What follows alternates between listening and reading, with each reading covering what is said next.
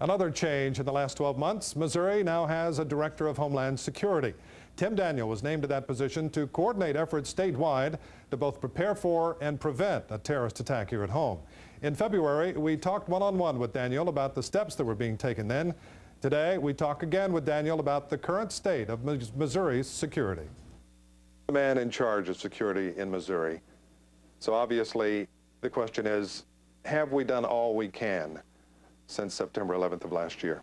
We've done a lot, and I find myself more often in a cheerleading role, and that the real work has been done across the state, in the cities and the towns, by the police chiefs, the fire chiefs, the mayors, and people who own and operate things that are sensitive and might be turned against Americans. I think that's one of the most important things to note, is that, you know, people who seem to have a higher sense of responsibility and understanding of the need to secure things like chemicals, fertilizer, and other things that could be used against Americans.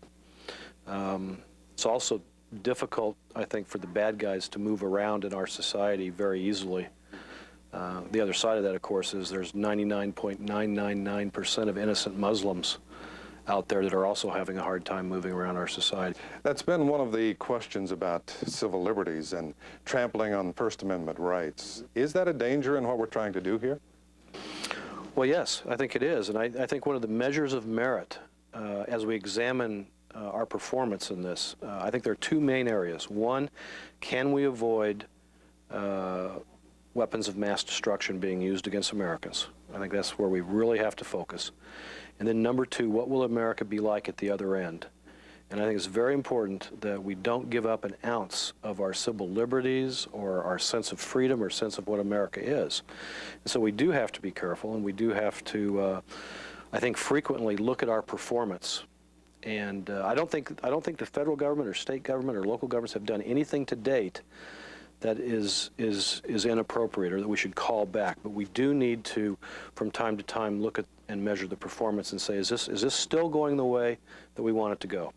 Where are we most vulnerable right now? It remains bioterrorism. The anthrax letters, a very small attack, not complex, not particularly deliberate in a sense of trying to kill Americans, demonstrated to the world a vulnerability which still exists. This is going to take a number of years to get at, and I will tell you that we are started, though, and I think we're started very well. There's one way you can look at all of this. From the terrorist standpoint, all that we have done in America and here in Missouri, even your job would indicate that, to a certain degree, they've won. They have been successful in what they were trying to do. Do you agree? No. They have certainly damaged America. We've been wounded. The American spirit hasn't been beaten. We are out getting them. We have not been attacked again. I think we're doing the right things. I think they forced us to realize that America is no longer insulated and isolated from some of the major problems that have been unleashed as a result of the end of our bipolar world and the stability that we enjoyed for so many years. They can only win when Americans stand up and say, we no longer have confidence in the policies of our government or the institutions that are here to protect us, so we want you to talk with them, negotiate with them, whatever. Americans are far, far away from doing that. So you think it's more that they have awakened a sleeping giant, so to speak?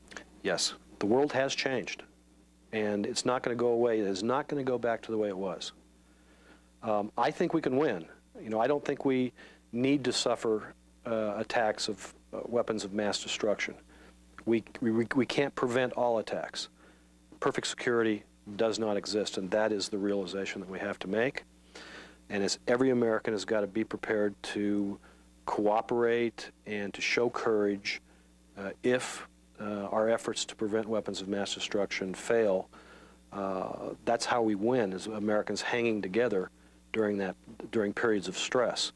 And that's the real difference between the old world and the new world.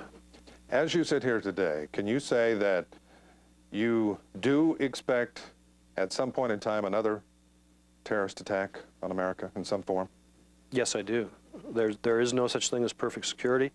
We're not going to be able to solve the root problems of the hate coming out of the Middle East, and we could be attacked by Americans, disgruntled Americans at some point in time. We've got to assume that at some point in time we will have to deal with aggressive action inside of our country again. But we are more prepared today than we were in the months immediately after September 11th. Absolutely, and here's why. Here again, the current enemy, Al-Qaeda, they're not thousands upon thousands of them that are deployed in our country, and they have to go out and get the things to attack us. They don't necessarily have those in their means. And we're making it much harder for them to acquire those things that can be used against us. The aviation industry isn't perfect. We still have some concerns. But I dare say if somebody gets up in a crowded airplane and makes an aggressive attack on that cockpit, he's going to have a whole lot of Americans getting at him. And if you show up and you say, well, I'd like to buy 6,000 pounds of fertilizer, first question is going to be, I've never seen you before. What do you want to use it for, son? So that makes it difficult for them to, to move in our society and prepare the attacks. And that is a strong measure of why we, I think, are better prepared.